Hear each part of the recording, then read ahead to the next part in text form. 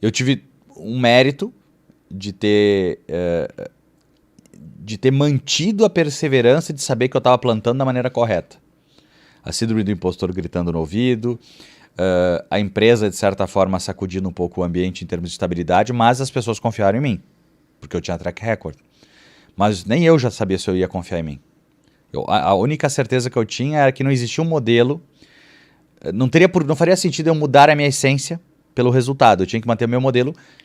E o que aconteceu nos meses seguintes, até 31 de maio, que é quando acabava o ano fiscal daquela companhia, eu fui o que mais vendeu na América Latina. Porque tudo que eu plantei, chegou uma hora que chegou a minha hora de colher, e eu colhi tudo junto. Então aquele ano, quem olha, eu fui o cara de mais performance. Mas ninguém imagina que deste ano de maior performance, eu fiquei 5 meses sem ter nenhuma performance. Caraca. Mas eu tive o apoio, por isso que eu digo que é importante. Não importa se eu tivesse certeza em tudo, se eu não tivesse apoio da companhia, eu não teria esse resultado. Porque eu me demiti antes, eu me trocar, não sei o que iam fazer. Mas eu sabia que eu tinha que plantar todo dia. Então, nem um dia eu acordava dizendo assim, ó céus, ó vida, não tá dando certo. Eu acordava dizendo assim, vamos lá que eu tenho que fazer isso mais vezes. E mais vezes, e mais vezes. Até uma hora que Carlos, coisa volta. Eu acho que você trouxe aqui uma das situações mais desafiadoras da Forge. E eu vou te explicar o porquê. Eu acho que a parte mais difícil de todo o processo não é a pressão, não é a parte de aprender. Por quê? Porque chega uma hora, a pressão era difícil no início, pô. Mas chega uma hora que você se acostuma e você começa a entender que faz parte do processo e aquilo vai passar em algum momento. Mas sabe o que na minha visão é o mais desafiador? É você gastar muita energia, fazer, não enxergar visivelmente o resultado e não saber se você vai colher isso uma hora. Porque imagina você chegar lá um dia antes de você começar a colher, a empresa te demite. Sacou? Então assim, eu acho que esse exemplo que você trouxe é o exemplo da parte mais desafiadora da Forja. E agora eu quero trazer isso e quero entender o seguinte, o que te faz alimentar, ter essa fé, por exemplo, que, por exemplo, você vai colher em algum momento, o que te motivou ali a continuar plantando? Como é que foi essa situação pra você? Aí tu vê como as coisas encaixam dos princípios, né? A minha vida inteira eu servi, que eu falei. Como eu sabia que eu estava fazendo o melhor pro cliente, o tempo inteiro, com responsabilidade da empresa que eu estava, as pessoas confundem servir com ser bobo, né? Não tô falando de ser bobo, tô dizendo o seguinte, cara, toda visita que eu fazia no cliente, eu tentava agregar valor para o cliente. Isso que é servir para mim. Eu não tentava vender a minha bigorna, eu tentava dizer para ele o que eu no lugar dele faria. Muitas vezes, como eu disse, não era vender bigorna. E no momento que eu fazia o certo vai prevalecer. Entendi. Eu podia até ter vendido mais bigorna se eu tivesse sido mais incisivo, tivesse um traquejo ali, mas talvez o cara não precisasse. Ou até precisasse, mas aí não era inteligente da minha parte fazer daquele jeito. Eu vou dar um exemplo do meu momento hoje. Qual é a minha atividade-chave? A minha atividade-chave quando eu era executivo multinacional não era liderar vendas, era servir cliente. A minha atividade-chave hoje é servir cliente, só que é diferente. Antigamente eu servia cliente como? Ajudando no plano estratégico das companhias, para onde o mercado estava indo, antecipando tendência, etc. e tal. Hoje é gerar conteúdo. Uau. A minha atividade fim não é vender o meu conhecimento, é gerar conteúdo de graça. Porque o dia que eu parar de fazer isso, eu paro de ser a minha essência. O meu propósito. Mas não propósito nesse lado assim, de abraçar a árvore, não é isso. O propósito de atividade-chave. Por que eu decidi essa carreira? Porque eu acredito que eu posso agregar muito na vida das pessoas, dos empresários, etc.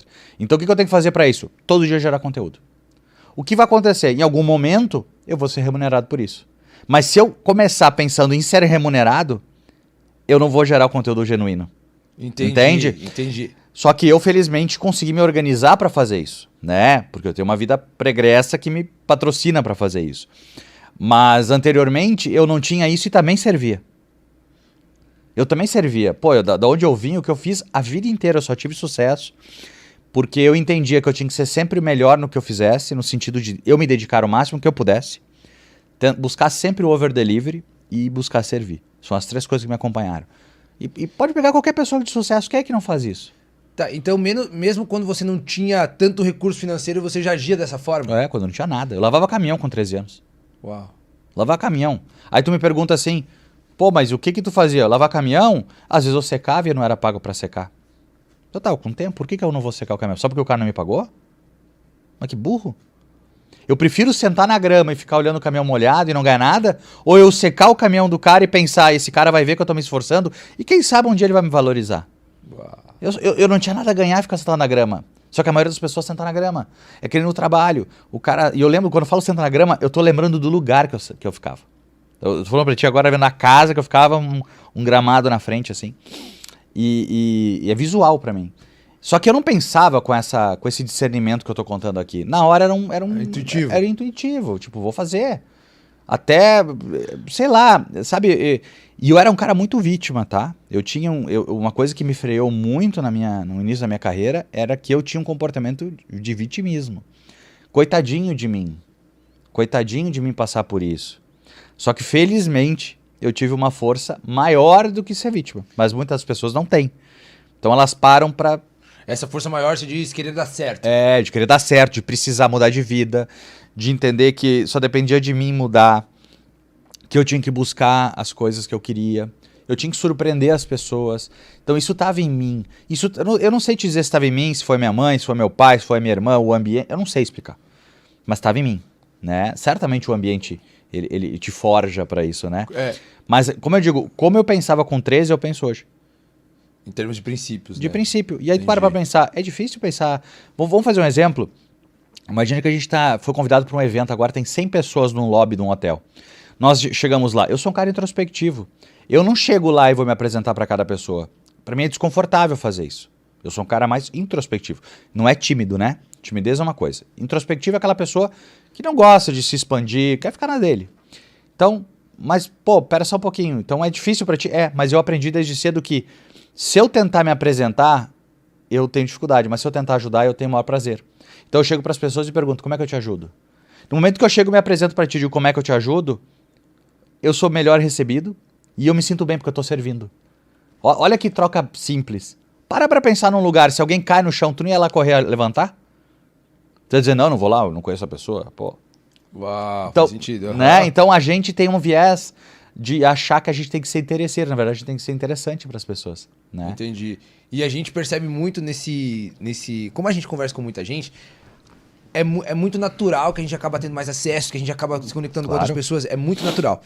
E aí, a gente até falei isso ontem aqui na entrevista de ontem, que as pessoas começam a vir até você com o intuito de querer algo, no sentido assim, pô, não, vou estar na entrevista tal, pô, fulano de tal vai estar aí, tal, vai assistir tal presencialmente. E aí a gente fala assim, tá, não, mas eu tenho o link do YouTube aqui, óbvio, fica assistindo, cara, participando. Não, quero estar lá presente, quero conhecer o fulano de tal. Mas a pessoa em nenhum momento ela tá preocupada em como ela pode fazer algo pra estar aqui. Ela simplesmente assim, ela acha que a gente tem a obrigação de tipo assim, ó, cara, você tem que me ajudar. E aí, quando você para pra pensar nisso de fato, você vê que é um comportamento muito comum, né? Muitas vezes eu fiz isso também, sem inconsciente, porque a gente tem essa tendência a pensar primeiro na gente, né? Como que aquela pessoa pode me ajudar? E quando você fala isso, deve incomodar muita gente, porque é totalmente contra-intuitivo. É totalmente contra e é muito bem aceito, né? Porque surpreende, né? A pessoa fica, como assim? Mas, cara, isso é essência, tá? Eu não... Não precisou forçar isso. Não, né? até porque com 13 anos eu não ia conseguir fazer isso. Entendi. Né? Então foi minha essência.